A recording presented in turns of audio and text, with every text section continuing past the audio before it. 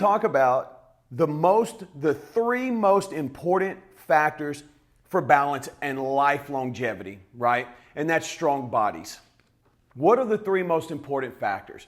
I know you see a ton of commercials on TV because I see them too. And it's really frustrating to watch somebody try to give a message that I know is, if it's not completely true, it's downright dishonest. And these guys are out to make a buck. And you can say that about the supplement industry as well, but it's not regulated by the FDA. So I thought today I'm going to give you the no holds barred top 3 things you need to keep yourself from falling, to avoid unintended falls, and to stay strong, mobile, and independent. What are the 3 most important factors, right? No shade here. This is no BS. I'm putting it right out there on the table because I want you guys here in my class to be equipped with the knowledge and the truth, okay?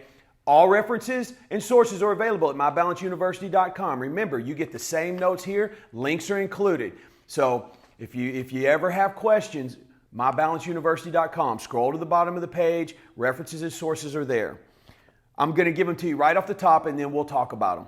Leg strength. Absolutely most important.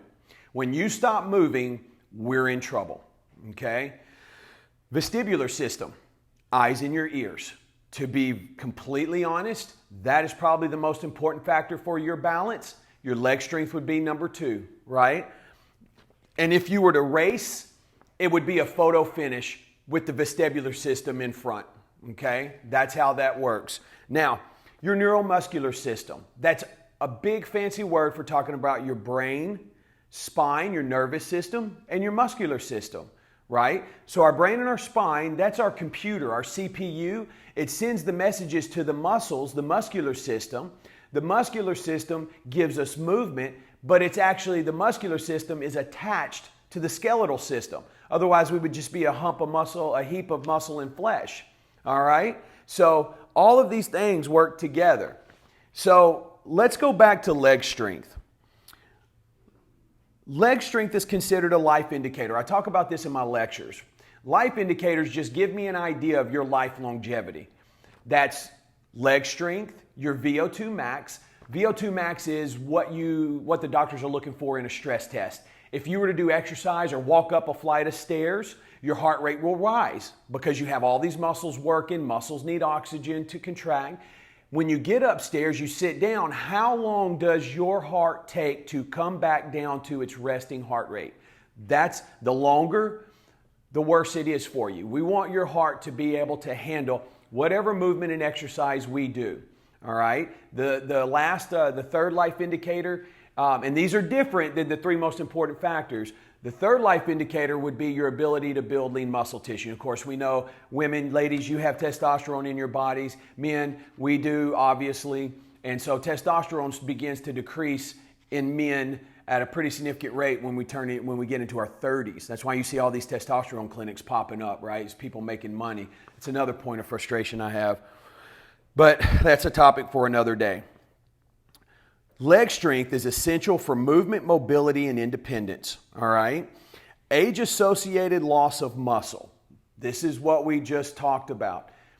As we age, the body deteriorates. It gets harder to build lean muscle tissue. It's called sarcopenia.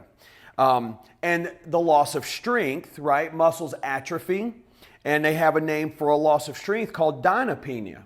All right, and so as we're doing these load-bearing exercises, standing up, bringing our legs out, those are considered load-bearing exercises. We're building leg strength. I was just talking with a student here in class this morning, and they were saying that how they were a little bit sore. And that's actually a good thing, because if you're not getting sore, you're not providing enough of a stimulus to give the muscle a reason to change, right? So if in class you don't feel that you're fatigued and you're not a little tender the next day, you may want to up your repetitions, right? Or maybe we'll hold a little bit. Right now, what we're doing is we're maintaining a baseline in class. If you're getting sore, that's a great thing. You don't want to be sore for 3 or 4 days. You're a little tender later in the evening, the next day, then we're right on it, okay? All right? So leg strength the exercises we do here are certainly going to help us keep and maintain and build our leg strength. All right? So, pretty obvious. Dynopenia is a Greek, was translated from Greek, meaning a poverty of strength, to be honest, power of force. So I thought that was a little interesting tidbit to throw in there. And that is the loss of muscular strength. I do want to throw in a little statistic here. 40% of your continuing care retirement community admissions, 40% are associated with falls. 40%. So that's pretty significant. So in other words, 40% of the people there didn't really have a choice when they entered in their nursing home, right? They were kind of forced there. Their choice was taken away from them. Vestibular system, we're going to cruise through these guys. Vertigo, Meniere's disease play a huge role in balance. We've talked about that. Now, you have common nerves in the eyes, a common nerve that runs to the brain. You have a common nerve in the ear. Now, I've used this example many times, and I'm going to say it again. These common nerves for the eyes help us orient ourselves in the world, right? In the inner ear, you have 3 circular tubules, right, that contain fluid. What happens is that fluid helps us orient ourselves on the planet, right? Are we vertical? Are we horizontal? If you're riding in a boat and your eyes are looking out on the horizon, but you're rocking all over the place because of the waves, you're getting 2 different signals. One from the eyes telling you, no, we're stable. And the ears are sending a signal going, oh boy, we're all over the place. We're going left, we're going right. This is how motion sickness occurs, because you're getting confusion in the brain. When it comes to balance, our brains are going to use this data. We have proprioceptors at the nerve endings all throughout our body. Have you ever heard of phantom limb pain? Of course you have. We all have. What happens is the brain is trying to connect to those proprioceptors that are no longer there. So now when we talk about the physical side, vestibular system over here, we're talking about the physical side, including our leg strength. Proprioceptors send signals to the brain, as well as mechanoreceptors at the bottom of our feet that detect pressure, right? So if I lean too far and I get too much pressure, proprioceptors saying, hey, we're going too far. Mechanoreceptors saying, hey, there's a lot of pressure. I think we better shift before we reach the point of no return and fall. All right, so there's a lot of information going on upstairs. That's why in class we'll do a lot of things with our hands and our legs, because we're trying to give the brain a lot of data to process. The more it works on that, the better and more efficient it will be. All right. Lastly is our neuromuscular system, which we're just going to segue right into. A couple of suggestions, and then we're going to start, guys. Puzzles. I strongly suggest Sudoku, puzzles.